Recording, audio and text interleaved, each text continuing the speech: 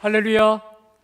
하나님께서 아브라함의 나이 99세에 다시 말해 13년 만에 나타나셔서 이렇게 말씀을 하셨죠. 우리 다 같이 읽어봅시다. 시작. 나는 전능한 하나님이라. 너는 내 앞에서 행하여 완전하라. 할렐루야.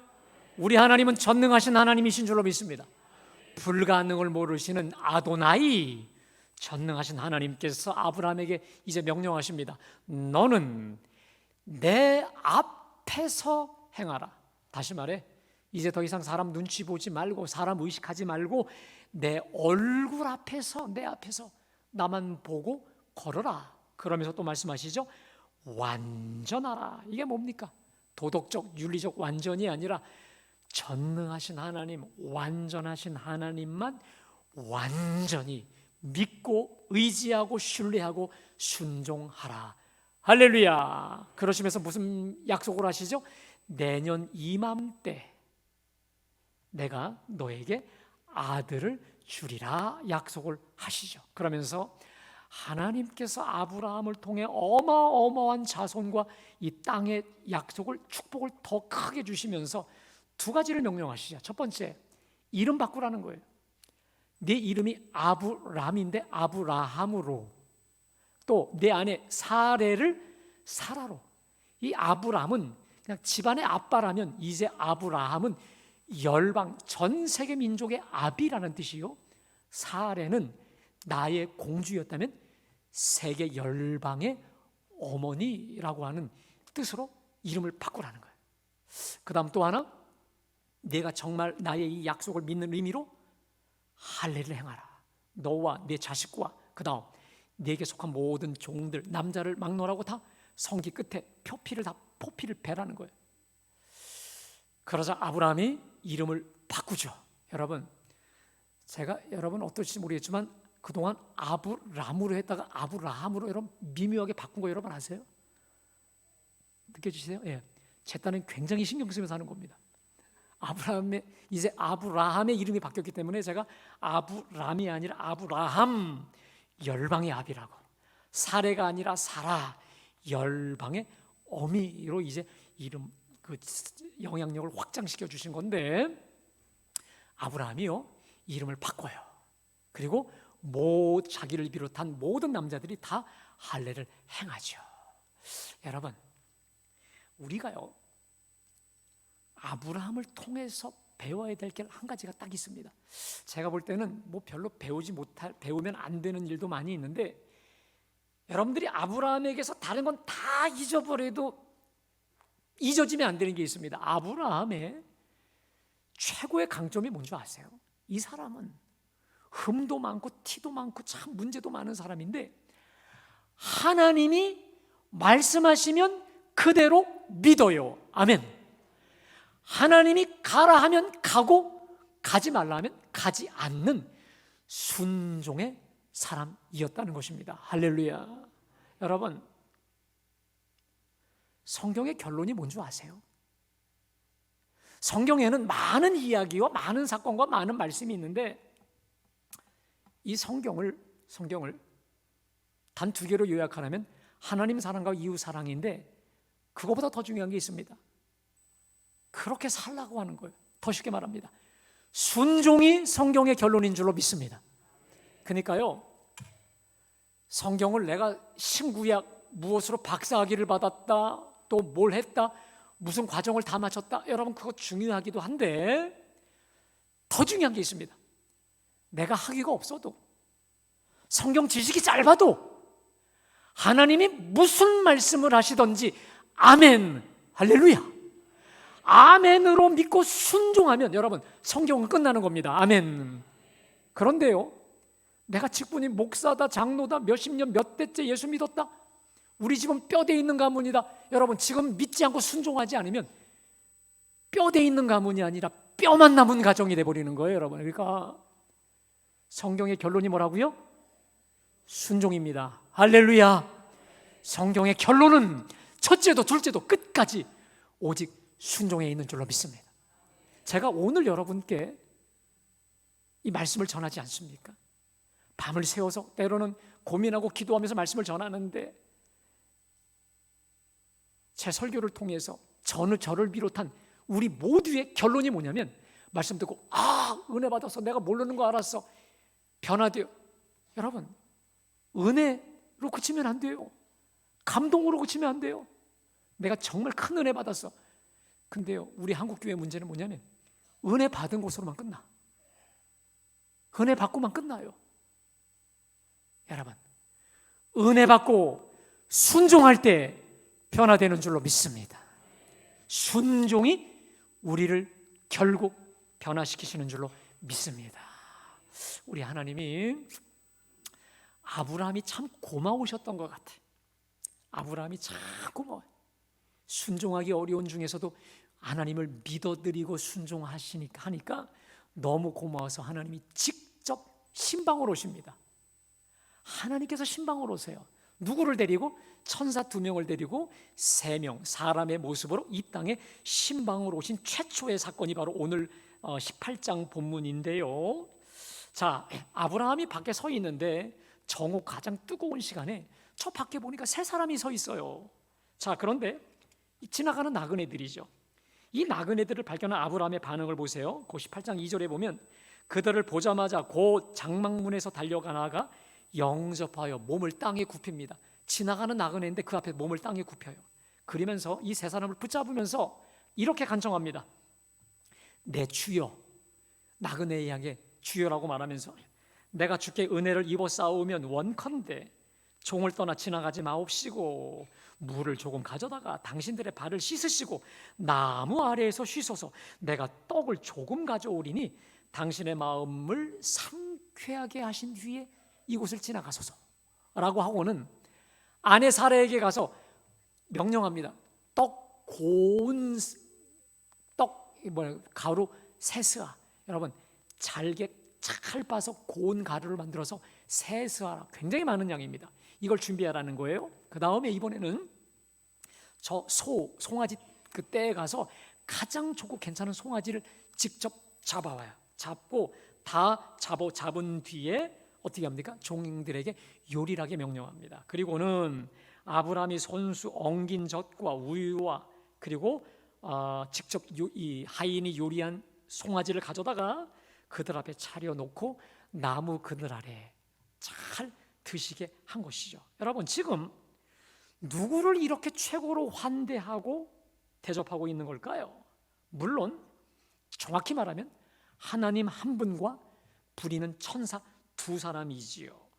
자, 그렇다면 아브라함의 영안이 활짝 열려서 지금 하나님께서 천사 2사람을 데리고 왔다면 당연히 이렇게 해야죠. 근데 여러분, 이것으로 안 돼요. 이것으로 적어. 송아지 1마리로 돼. 더 2마리를 가지고 가장 최선으로 해야지. 이것만으로는 안 되는 것이지요. 자, 그런데 진짜로 하나님이 오셨고 천사 2사람이 왔다면 이거 누가 못합니까? 누구보다 하나님께서 친히 오셨다고 하는데, 우리 집에 신방 오셨다는데 마땅히 그래야지요. 자, 그런데 성경은 그렇게 보도하지 않습니다. 지나가는 나그네임에도 이렇게 최고의 환대를 베풀었다는 게 바로 중요한 것이죠. 자, 물론 이스라엘은요, 낮이 무척 덥습니다. 그래서 이스라엘 사람들은 낮에는 자고 새벽이나 밤에 일을 하게 마련이거든요.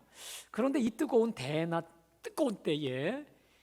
지나가는 나그네를 보면서 측은지심이 생겨서 그럴 수 있다라고 하지만, 여러분들이라면 이 지나가는 나그네한테 이렇게 할 수 있습니까? 물 좀 주거나 뭐 조금 줄 정도지 이렇게까지는 하지 않을 텐데 어떻게 이렇게 최고의 환대를 베풀 수 있을까요? 아브라함은 이러면서 지나가다가 부지 중에 하나님을 영접했고 또 2천사를 영접한 거 아니겠습니까? 여러분, 제가 여러분에게 묻겠습니다. 아브라함은 어떤 사람이었길래 지나가는 나그네에게도 이러한 환대와 지극정성을 베풀 수 있었을까? 물론 아브라함은 이 사람이 하나님인지 천사인지 전혀 몰랐습니다. 제가 볼 때 첫 번째는 아브라함은 성품이 좋은 것 같아요. 착한 사람인 것 같아요. 그랬던 것 같고, 그거 외에는 없었을까? 좋은 성품 외에는 없었을까요? 성경에는 나타나 있지 않습니다. 자, 그래서 성경 외에 유대인의 문헌을 제가 살폈습니다. 자, 유대인들이 아주 신뢰하는 이 문헌 중에 아브라함의 유언이라고 하는 유명한 책이 있습니다. 자, 거기에 재미있는 사연이 있습니다. 들어보세요. 아브라함은 보통 길거리 사거리에 장막을 하나 쳐놓고 왕이든 고관이든 가난한 사람이든 부자든 늘 쉬도록 이렇게 극진히 이렇게 대접했다는 것입니다. 자, 그러면 다시 질문. 아브라함이 어떻게 사람을 가리지 않고 이렇게 나그네를 잘 대접했을까?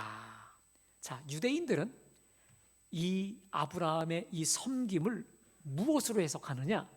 아브라함의 유일신 사상으로 해석을 합니다. 이게 무슨 말이냐? 유일신 하나님을 나그네들에게 잘 소개하고 선포하기 위해 나그네를 잘 접대하였다는 것이. 그래서 그 문헌에 의하면 이런 말이 있습니다. 아브라함은 오늘 대접한 세 사람이 모두 우상 숭배자들일 거라고 생각을 했다는 것이죠. 그래서 어떻게 했습니까? 먼저 그들의 발을 씻기죠. 왜 그러냐? 저 더러운 거룩하지 못한 우상 숭배자들이 우리 집에 들어오면 더러워지니까 발을 씻긴 거예요. 여러분, 누구를 향해? 하나님을 향해 우상 숭배자라고 여기고는 발을 씻겼다는 거예요. 더럽혀질까 봐. 그 다음 하인을 시킬 수 있는데 자기가 친히 거기 가서 송아지를 잡고 엉긴 젖, 누구 시키지 않아요. 자기가 친히 했었다라고 하는 것이죠. 왜 그러냐?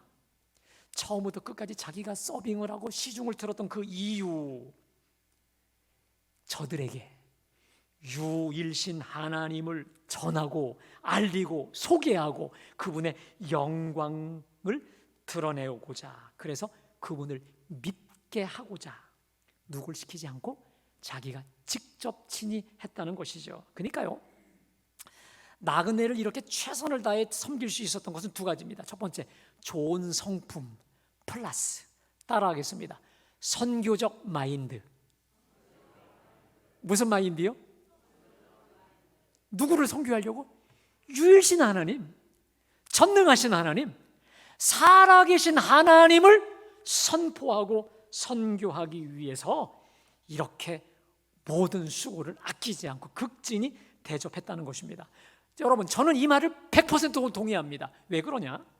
창세기 23장에 보면 죽은 사라를 위해서 막벨라 굴을 이제 구입하는 과정에 그 당시에 이 아브라함의 호평이 너무 좋아요. 그래서 그 막벨라 굴 주변의 이방인들이 뭐라고 하냐면 그냥 가져가시라고, 돈 낼 거 없이 가져가시라는데 아브라함이 그들 앞에 엎드립니다. 땅에 엎드려서 가장 정중하게 예의를 갖추어가면서 뭐라고 하면 아니라고 다 받으시라고 원래 본전에다 더 얹혀서 돈을 줍니다. 왜 그랬을까요? 아브라함 중심에는 뭐가 있었다? 선교적 마인드가 있었어요. 내가 하는 이 행위와 선행을 통해서 누구를? 유일신 하나님을 바로 알리고 전하고 선포하고 믿게 해야 되겠다라고 하는 이 선교적 마인드로 이렇게 했다는 거예요. 자, 그래서 아브라함을 보는 모든 사람들이 이렇게 고백합니다. 자, 창세기 21장 우리 다 같이 봉독합니다. 시작. 다시 한번요. 내가 무슨 일을 하든지 하나님이 너와 함께. 여러분, 저거 믿는 자들의 고백이 아니에요. 하나님을 전혀 모르는 사람들이 아브라함을 향해 뭐라고 하냐면 너를 보니 내가 무슨 일을 하든지 하나님이 너와 함께 계시도다. 할렐루야. 아브라함의 얼굴과 손과 발 일거수일투족을 통해 살아계신 하나님을 본 거예요. 하나님이 바로 저 모습이구나. 아멘. 그리고 하나님의 영광을 드러내고 선포하고 영광을 돌리게 된 것이지요. 여러분, 이게 바로 선교 아닙니까? 이게 바로 전도 아닙니까? 이게 바로 전도 중에 최고의 전도 아니겠습니까? 제가요, 오늘 이 아브라함의 나그네 환대와 대접을 통해 저의 지나온 길을 되돌아보게 되었습니다. 그런데 제가 인정할 수밖에 없는 한 가지, 하나님의 역사는 언제나 사람을 통한 역사였다라고 하는 것이죠. 예를 들어 제가 제 집사람을 만난 것도 나그네를 잘 대접한 것과 무관하지 않습니다. 뒷이야기는 다시 나중에 드리겠지만, 또한 제가 제 첫 목회지를 나갈 수 있었던 것도 결국 사람을 통해서였고, 첫 목회지에서 최고의 건축업자를 만나 최고의 건축을 할 수 있었던 것도 사람들을 통해서였고, 전혀 일면식이 없는 부목사로 그 교회에 갈 수 있었던 것, 그리고 행복한 목회를 하고 그곳에서 13년 동안 최고의 목회 수업을 배울 수 있었던 것도 역시 사람 관계를 통해서였다는 거예요. 여러분, 저의 지나온 모든 길을 되돌아보니 우리 하나님의 역사는 언제나 사람을 통한 역사였다라고 하는 것이지요. 그래서 제 첫 목회지에서 제가 만났던 어느 여자 목사님이 이런 고백을 했습니다. 한번 읽어볼까요? 자, 시작. 이게 뭐냐면 이분이 이런 거예요. 그 개척교회 어려운 교회인데 자기가 하나님께, 하나님, 제가 이 일을 하려면 이런 돈이 필요합니다. 이런 사람이 필요합니다. 그러면 언제나 하나님은 하늘에서 뚝 돈을 떨어뜨려 주는 게 아니라 사람을 보내주셔서 그 모든 걸 충당하게 하셨다는 거예요. 그래서 무슨 일이 있었냐면 그 교회에, 이 달정교회라는 교회인데 그 목사님은 돌아가셨어요. 여자 목사님이신데 500만 원의 이 건축 이 사택과 세면장 수리를 해야 되는데 하나님 500만 원을 주세요, 500만 원을 주세요 했더니 그 교회에 어느 청년이 그냥 등록을 한 거예요. 근데 이 청년이 손재주가 좋아서 500만 원 아니 그 이상의 몫을 감당해 주었다라고 하는 고백을 하면서 그분의 고백이 뭐냐? 하나님의 응답은 바로 사람입니다. 할렐루야. 그렇습니다. 우리가 주님 앞에 간구할 때 주님은 언제나 사람을 통해 응답하시고 역사해 주시는 줄로 믿습니다. 여러분, 이 사실이 확실하다면 우리가 그 어떤 누구를 함부로 대할 수 있을까요? 이 사실이 분명하다면 우리가 누구를 함부로 무시하고 함부로 배척하고 대적할 수 있겠습니까? 자, 그래서 히브리서 13장 1절 2절 말씀 우리 다 같이 봉독합니다. 형제 사랑하기를 계속하고 손님 대접하기를 잊지 말라. 이로써 부지 중에 천사들을 대접한 이들이 있었느니라. 할렐루야. 형제 사랑하기를 계속하고 손님 대접하기 잊지 말라. 이로써 부지 중에 천사를 대접한 이들 누굽니까? 아브라함이에요. 사랑하는 여러분, 우리 주님은 때로 나그네의 모습으로, 약한 사람의 모습으로, 나의 도움을 필요로 하는 사람의 모습으로, 가난한 사람의 모습으로, 우리 주변에 도움이 필요한 사람의 모습으로 우리를 신방해 오실 수 있음을 믿고 그 누구라도 따뜻하게 환대하시기를 축복합니다. 여러분, 교회는요 따뜻해야 됩니다. 할렐루야. 교회는 밝아야 돼요. 더 쉽게 말해 교인들은 따뜻해야 돼요. 밝아야 될 줄로 믿습니다. 제가요 지금 아주 엄청나게 부흥하는 건강한 교회를 가보잖아요. 입구에서부터 내가 VIP 대접을 받아요. 얼마나 진심으로 그 눈빛이 살아있는 줄 몰라. 눈빛이 따뜻한 줄 몰라. 밝은 줄을 몰라요. 여러분, 쭈그러드는 교회 보십시오. 누구도 관심 없어요. 외부인들이 와도 도무지 없어. 자기들끼리만 놀고 자기들끼리 이름 불러가면서 노느다 건느라 정신이 없습니다. 그 교회는 반드시 망하고 쭈그러들어요. 그런데 되는 교회, 부흥하는 교회는요 교인들이 따뜻합니다. 할렐루야. 밝아요. 그리고 먼저 인사할 줄 알아요.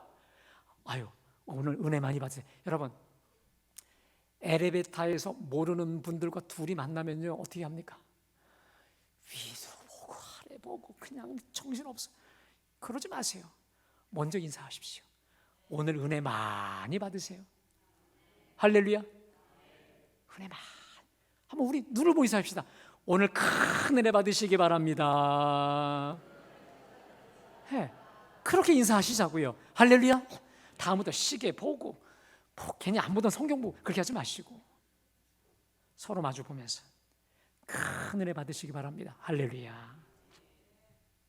여러분, 오늘 아브라함처럼 누굴 만나더라도 죽게 하듯이, 할렐루야, 죽게 하듯 우리가 대접함을 통해 부지 중에 천사를 영접하는 축복의 역사가 있게 되시기를 주님의 이름으로 축복합니다. 주님은 부지 중에 지나가는 나그네의 모습으로, 내 도움이 필요한 가난한 자의 모습으로 우리에게 갑작스럽게 신방해 오십니다. 그때 그 기회에 놓치지 마시기를 주님의 이름으로 축복합니다. 자, 이렇게 우리 주님이 극진한 대접을 받으시고 참 기쁘셨던 것 같아요. 그래서 인간의 몸으로 오신 우리 하나님께서 이렇게 묻습니다. 내 안에 사라가 어디 있느냐? 예, 저 장막에 있습니다. 그러면서 뭐라고 약속을 주시냐면 내년 이맘때 내가 반드시 돌아오리니 내 안에 사라에게 아들이 있으리라. 자, 근데 이 말을 뒤에서 사라가 들어요. 그리고는 어떻게 합니까? 속으로 내가 노쇠하였고 내 주인도 늙었으니 어찌 내게 무슨 즐거움이 있으리요. 자, 겉으로 한 말이 아니야. 속으로 한 말인데 그게 우리 하나님의 귀에 포착이 된 거죠. 자, 그러시구나. 하나님이 엄중히 선포하시죠. 자, 창세기 28장 13절 우리 다 같이요. 시작. 사라가 외우시며 이르기를 내가 늙었거늘 어떻게 아들을 낳으리요 하느냐. 여호와께 능하지 못할 일이 있겠느냐. 기한이 이를 때 내가 내게 돌아오리니 사라에게 아들이. 전능하신 하나님을 믿지 못하고 비웃고 있는 그를 향해 따라합시다. 여호와께 능치 못할 일이 있겠느냐. 여러분, 그렇다면 왜 사라에게 이런 불신이 생겼을까요? 간단합니다. 노쇠한 자기, 생리가 끊어진 자기, 꼬부라진 자기를 보니까, 자기만 보니까 불가능한 거죠. 내가 못한다고 하나님도 못한다고 하는 것이죠. 여러분, 제가 묻습니다. 내가 못한다고 하나님도 못하실까요? 그렇습니까? 만일 내가 못한다고 하나님도 못하신다면 하나님 왜 믿어요? 만일 하나님이 내 한계와 내 능력의 지식의 한계 안에 갇혀 있다면 여러분, 오늘 여러분들 정말 잘못 오신 거예요. 여러분은 이 시간 낭비하는 거예요. 이 교회 오실 필요가 없습니다. 하나님이 내 지혜와 내 능력이라고 하는 한계 안에 갇혀 있는 그 하나님이라면 여러분, 이 교회 오실 필요가 없는 것이죠. 그 하나님을 왜 믿어요? 시간 낭비 아니겠습니까? 차라리 내 주먹을 믿고 말지. 그러나 여러분, 내가 못한다고 주님도 못하시지 않습니다. 내가 불가능하다고 주님도 불가능하지 않습니다. 여러분, 나는 못해도 주님은 하십니다. 나는 못해, 내가 끝났어라고 포기한 바로 그 한계점, 거기서부터 우리 주님은 비로소 주님의 역사를 시작하시는 줄로 믿습니다. 그래서 여러분, 이제 그만 나와 환경에서부터 눈을 떼시고 하나님을 향해 고개를 드시기를 축복합니다. 그러면서 여러분 이렇게 선포하세요. 저를 따라합시다. 여호와께 능치 못할 일이 있겠느냐. 나는 못해도 주님은 하신다. 나는 약해도 주님은 강하십니다. 내게 능력 주시는 자 안에서 내가 모든 것을 할 수 있습니다. 이는 힘으로 능으로 되지 아니하나 주의 영으로 됩니다. 다 됩니다. 할렐루야. 여러분, 주님은요 우리 믿음의 선포, 믿음의 고백을 듣기 원하시는 줄로 믿습니다. 민수기 14장에서 말씀하셨잖아요. 너희 말이 내 귀에 들린 그대로 내가 시행하리라고 주님 말씀하셨잖아요. 여러분, 왜 불신해? 내가 못한다고. 여러분, 주님도 못한다라고 여러분 감히 하나님 앞에 무엄하게 교만하게 왜 홀로 그렇게 교만한 소리를 외치고 있어요? 회개하십시오. 믿음의 고백, 믿음의 선포를 통해 내 믿음대로 될지어다. 할렐루야. 주님의 영광, 믿으면 주의 영광 보리라 하신 대로 믿음으로, 믿어 드림으로 주님의 영광 다 체험하기를 주님의 이름으로 축복합니다. 자, 한편 이 말씀을 하시고 이제 두 천사는 소돔으로 가고 여호와 하나님이 아브라함을 따로 만나십니다. 자, 그러면서 창세기 18장 17절에서 아브라함을 독대하시면서 이렇게 선포하시죠. 우리 다 같이 있습니다. 여호와께서 이르시되 내가 하려는 것을 아브라함에 따라합시다. 내가 하려는 것을 아브라함에게 숨기겠느냐. 이게 무슨 말이에요? 내가 하려는 것을 아브라함에게는 뭐 한다는 거야? 다 보여주신다는 거야. 할렐루야. 아브라함 앞에서는 내가 숨길 것, 비밀스러운 게 하나도 없이 다 보여주신다는 거야. 그래서 바로 그 뒤에 보면 장차 아브라함이 강대한 나라가 될 것을 선포하고 계시고 아브라함을 택해 부르신 목적을 또 선포하시고 또 하나 놀라운 사실, 소돔에 대한 심판의 계획을 말씀하시고 있는 것이죠. 누구에게? 아브라함에게. 그러면 여러분, 아브라함과 하나님 사이가 어떤 사이였기 때문에 이런 것일까요? 자, 야고보서 2장 23절에서 이렇게 선포합니다. 다 같이요. 이에 성경에 이른 바 아브라함이 하나님을 믿으니 이것을 의로 여기셨다는 말씀이 이루어졌고 그는 하나님의 벗이라. 여러분, 아브라함을 뭐라고요? 하나님의 뭐다? 벗이래요. 친구라는 거예요. 여러분, 아브라함은 하나님의 종 이전에 하나님과 뭐하는 사이? 친구 관계다 보니까 숨길 게 없는 거예요. 그런데 여러분, 아브라함이 하나님의 벗이 될 수 있는 결정적 비결이 뭐냐? 아브라함이 하나님을 믿으니 하나님이 이를 그의 의 기쁘게 여기사 아브라함을 친구로 승격시켜 주신 것이죠. 여러분, 하나님을 온전히 믿고 순종하는 사람이 하나님의 친구인 줄로 믿습니다. 하나님의 벗이에요. 여러분, 근데 그거 아십니까? 주님은 저와 여러분을 종이지만 이제 종이 아니라 친구로 여겨주셨다는 사실을 아세요? 요한복음 15장 15절 우리 다 같이 봉독합니다. 이제부터는 너희를 종이라 하지 아니하리니 종은 주인이 하는 것을 알지 못함이라 너희를 친구라 하였노니 내가 내 아버지께 들은 것을 다 너희에게 알게 하였습니다. 할렐루야. 우리 예수님은 우리의 영원한 주님이십니다. 그뿐만이 아닙니다. 우리의 친구가 되시는 줄로 믿습니다. 그래서 아버지 하나님께 받은 이 모든 비밀, 뜻과 계획을 다 알려주신다라는 거예요. 그래서 주님의 음성을 듣고자 하면 다 들을 수 있는 줄로 믿습니다. 근데 여러분, 우리가요, 왜 설교 말씀을 들으면서 혹은 기도하면서 주님의 음성을 왜 못 들을까? 그 이유가 있습니다. 요한복음 7장 17절 말씀 함께 다 같이 봉독합니다. 시작. 사람이 하나님의 뜻을 행하리 하면 이 교훈이 하나님께로부터 왔는지 내가 스스로 말함인지. 여러분, 저 말씀 붙잡으십시오. 지금 돌아가신 저 예수원의 대천덕이라고 하는 신부가 일평생 좌우명으로 붙잡았던 말씀이 바로 저 말씀이었습니다. 이게 뭐냐? 사람이 하나님의 뜻을 행하려 하면, 이게 무슨 말입니까?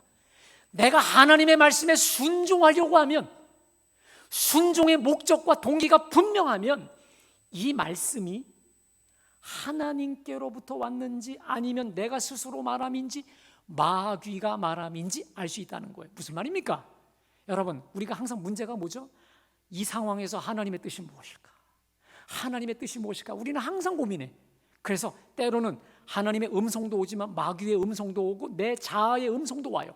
이 세 가지를 어떻게 분별할까요? 간단합니다. 내가 정말 하나님의 말씀대로 순종하고자 하오니 따라합시다. 주여 말씀하여 주옵소서. 이 순종의 동기와 중심이 분명하면 어떤 역경 속에서도 어떤 복잡함 속에서도 주님의 음성을 명확하게 들려 주신다는 겁니다. 할렐루야. 그래서 여러분, 하나님의 말씀, 특별히 설교 말씀을 들으면서 이런 중심이 있어야 돼요. 주님, 무엇을 명하시든지 순종하겠사오니 말씀하여 주옵소서. 기도하면서도 그래요. 주님, 저에게 무엇을 명하시든지 순종하겠사오니 주님의 뜻 깨닫게 하여 주옵소서. 여러분 생각해 보세요.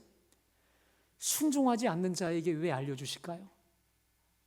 순종하려고 하지 않는 자에게 알려주실 이유가 없습니다. 그러나 순종의 동기가 명확하면 하나님은 명확하게 알려주시는 줄로 믿습니다. 자, 이제 소돔을 향한 모든 심판의 계획을 다 하나님께로부터 들은 아브라함이 하나님께 나아가서 기도를 하거든요. 중보기도를 하는데, 여러분, 중보기도 태도가 그동안의 이 아브라함의 중보기도 모습이 아닌 180도 달라진 모습으로 기도합니다. 자, 창세기 18장 23절 말씀 우리 다 같이 있습니다. 시작. 그 사람들이 거기서 떠나 소돔으로 향하여 가고 아브라함은 여호와 앞에 그대로 섰더니 아브라함이 가까이 나아가 이르되 주께서 의인을 악인과 함께 멸하라. 여러분 잘 보세요. 그동안 아브라함이 하나님께 기도할 때, 그리고 하나님의 음성을 들을 때 특징이 있습니다. 납작 엎드립니다. 그냥 엎드려요. 자, 그런데 오늘 보세요. 아브라함은 여호와 앞에 그대로 서, 쉽게 말해 고개를 빳빳이 들고 그대로 서 있어요. 또 23절 아브라함이 가까이 나아가 이르되, 여러분 죄악된 인간이 영광의 하나님 앞에 가면 죽습니다. 다 그냥 죽어요.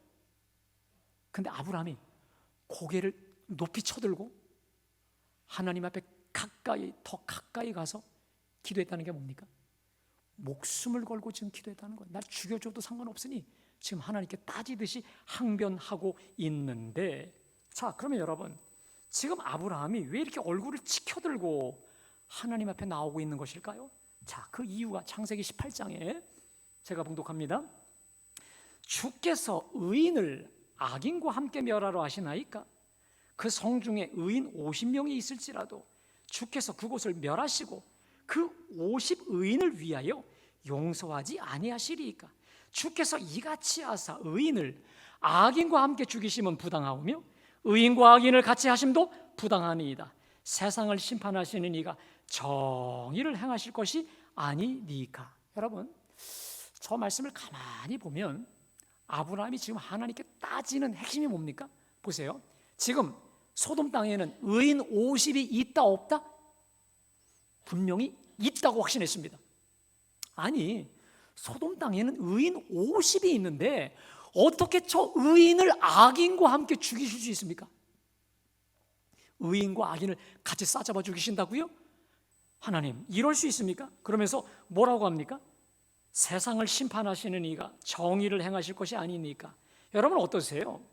지금 그 아브라함의 모습이 어떻습니까? 평소에는 바짝 엎드려 기도하던 자가 고개를 빳빳이 들고 와요. 게다가 그럴 수 있습니까? 그 다음에 또 뭐죠? 세상을 심판하실 리가 그럴 수 있습니까? 여러분 좀 어때요? 이 건방지다 못해 싸가지가 없지 않나요? 게다가 하나님을 지금 가르치고 있어요. 세상을 심판하신 이가 정의로, 이 건방진 곳이 있나? 자, 여기서 아브라함의 확신을 말씀드립니다. 최소한 50명이 있다. 의인이 의인을 악인과 함께 벌하심은 부당하다라는 것이죠. 그럴 수 없습니다라는 거예요. 자, 그때 하나님이 곧장 대답하시죠. 자, 18장 우리 26절 말씀 다 같이 읽습니다. 시작.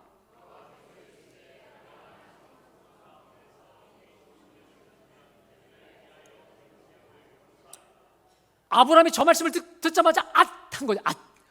50명이 없구나. 그래서 하나님과 협상을 합니다. 만약에 5명이 부족하면, 그럼 하나님이 바로 떨어져요. 45인을 인해서도 내가 멸하지 아니하리라. 또 40인이면요, 내가 40인이어도 또 5명이 부족하다면 30명, 또 20명, 25명. 그 다음에 아브라함이 마지막으로 큰 두려움 중에 말씀드려요. 주여, 노하지 마옵소서, 노하지 마옵소서. 내가 이번 한 번만 간청하겠는데 거기서 10명을 찾으시면 어찌하시려 하나이까? 그때 우리 주님 말씀하시죠. 내가 거기서 10명을 찾으면 그들로 말미암아 소돔을 멸하지 아니하리라. 자, 아브라함이 그 10명 마지노선까지 딱 듣고 그 다음에 모든 것을 포기하고 내려놓죠. 여러분, 우리가요 오늘 아브라함의 이 중보기도를 통해서 두 가지를 배울 필요가 있습니다. 첫 번째, 남을 위해 드리는 중보기도의 자세입니다. 여러분, 아브라함에게 하나님이 100세에 낳은 아들을 번제물로 드리라 할 때 아브라함이요 고개 빳빳이 들지 않았습니다. 납작 엎드려서 예, 아멘 순종만 했거든요. 자, 그랬던 아브라함이 지금 소돔 땅을 멸망시키려고 한다고 하니까 그러시면 안 됩니다. 주님 절대로 그러실 수 없어요. 그럴 수 없어요 라고 대들기까지 했다는 거예요. 그러니까 여러분, 자신의 문제에 대해서는 예, 아멘 했던 그가 남의 문제에서는 그럴 수 없습니다. 그러시면 안 됩니다. 여러분, 우리하고 좀 반대 아니에요? 우리는 남의 문제에서는요 관심이 없어. 자기 문제에서는 그러시면 안 됩니다. 그럴 수 있습니까? 하나님 망신, 내 망신, 이렇게 우리 하나님 협박까지 하잖아요. 아브라함의 이 모습 정말 우리와 너무 다른 것 같아요. 또 하나, 오늘 아브라함과 하나님과의 대화를 통해 알게 되는 소돔 멸망의 결정적 요인이 뭘까요? 죄 짓는 다수 때문이 아니라 의인 10명의 부재가 결정적 심판의 원인이었지요.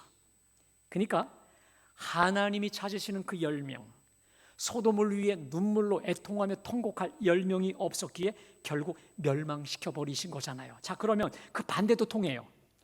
소돔을 위해 눈물로 기도하는 그 10명, 가슴을 치며 기도하는 그 10명, 하나님이 찾으시는 그 10명이 있었다면 하나님은 단연코 심판을 거두셨을 것이고 그 10명을 통해 그 지역을 살리시고 부흥케 해 주셨을 것이 분명하다고 한다면, 여러분, 오늘 말씀을 통해 우리가 할 일이 명확하지 않습니까?